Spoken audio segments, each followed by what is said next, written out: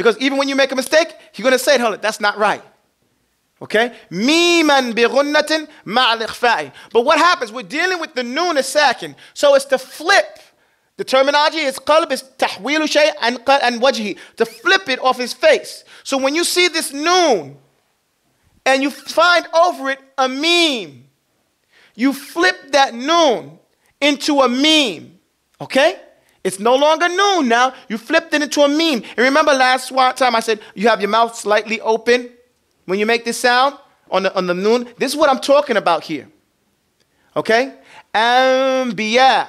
Say, you get ready. You start off with the noon and you get that and there's no noon sound here.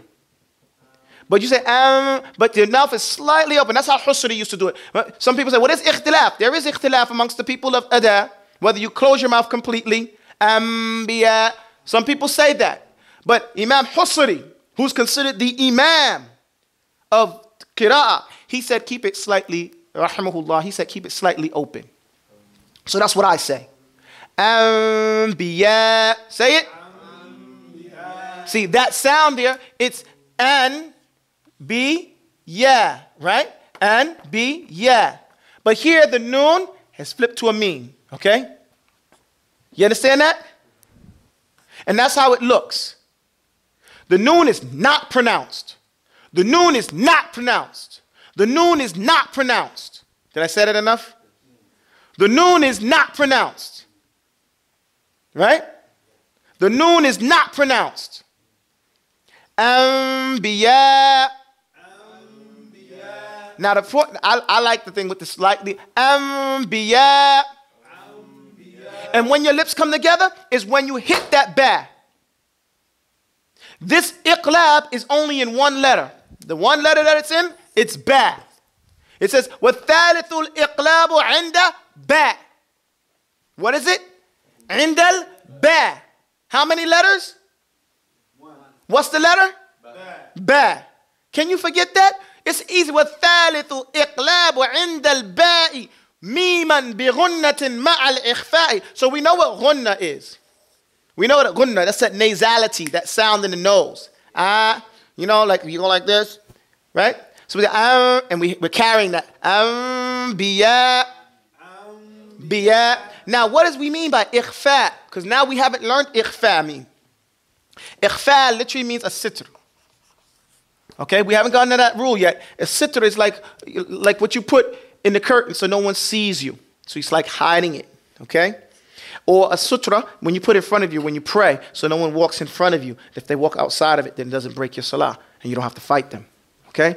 So here, al-ikhfa is, that's how you're dealing with this sound. That so now when you get to the meme, it puts cover on this noon. That's why I said it's gone.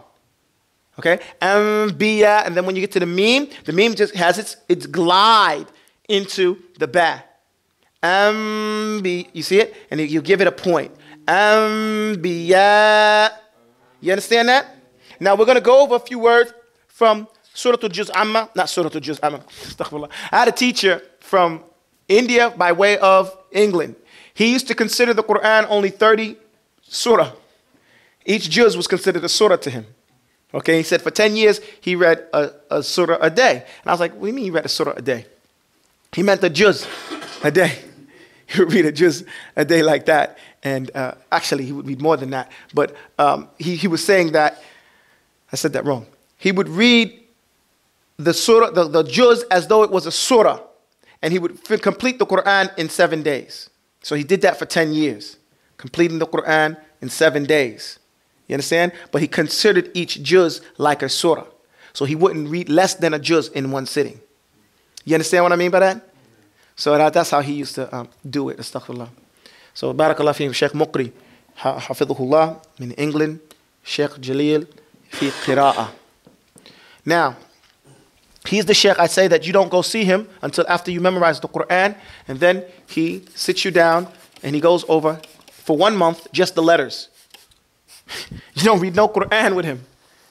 And you think, wow, why is everybody coming out of his house so strong? And then when you get there, he's saying that you're not going to read the Quran. It's because what he does, he corrects your pronunciation.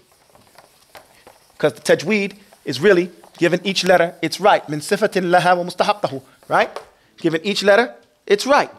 So if you just learn how to pronounce the letters properly, of course your tajweed gets better. That's why we come up with master letters, to learn how to properly pronounce the letters. Okay, moving right along. Now, iqlab has the rule of ba, right? Ba.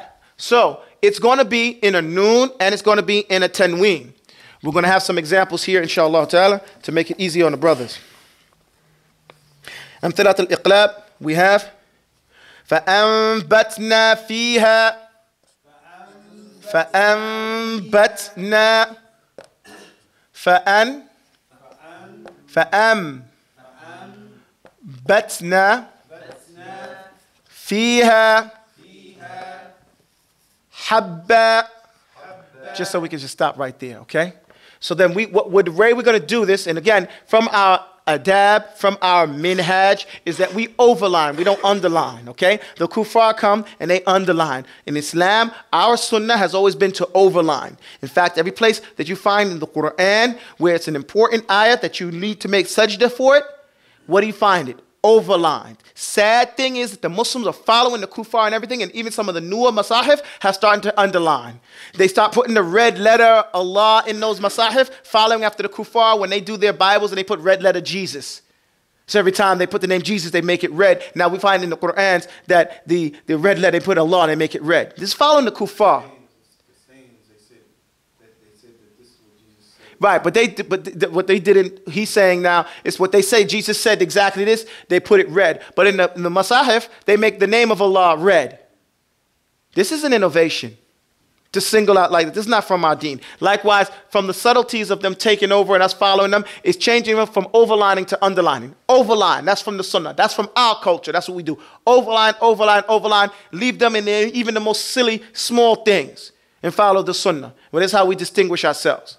So, what the rule is, we're going to read up to here, and then we say this word again once or two or three times, okay? That's how we do it when we're starting to get these, because I noticed we're not memorizing the examples. So we have to start memorizing them. So we say, فَأَنبَتْنَا فِيهَا حَبًّا فَأَنبَتْنَا. That's how we do it. You understand that? And that's how you should practice. When you're at home, you say, فَأَنبَتْنَا فِيهَا حَبًّا فَأَنبَتْنَا. No, I don't mean for you to follow me, sorry. فَأَنبَتْنَا فِيهَا حَبًّا فَأَنبَتْنَا. You understand? We go, that's how you practice at home, doing it again. Another one we have, مِن بَعْدِ. That's no problem. تفضل. مِن بَعْدِ. Mim ba'di. So we have mim ba'di.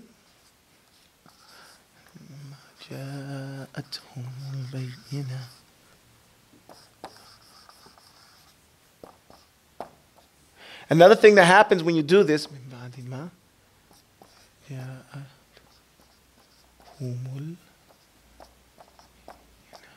another thing that happens here is by writing out the Quran.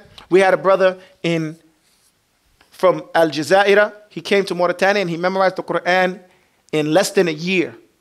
And he was strong with it. So we said, wow, subhanAllah, how you finished the Quran in less than a year? And, you know, memorization, hibzan istihdaran. You made it, he got it. He said, what I did is I wrote it down 7 times. He wrote the Quran out from beginning to end 7 times within that year, every day, right? So what happens is, as you write out the Quran, it comes into your head more. Write it out. Write it out. One of the things that I always suggest to people who have children, when they're born, or when you find out you're having a child, if Allah bless you with a child, write them a mushaf and give it to them in your own handwriting. When they leave your home, you give them a mushaf that you wrote out. They'll pay more attention to it. Do you understand? Because this is my father's writing. He wrote this and wanted me to pay attention. You have many children, guess what? You'll be good. You know, and it could be your hobby that you're making this one for this child, you're making this one for this child. You know? That's something that you can be very productive and ask Allah to help you finish that. You don't have to be done at once. You got to be done by the time they get married.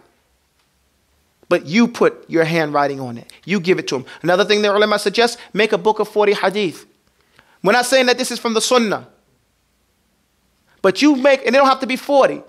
Compile a book and write in those hadith that affect you the most.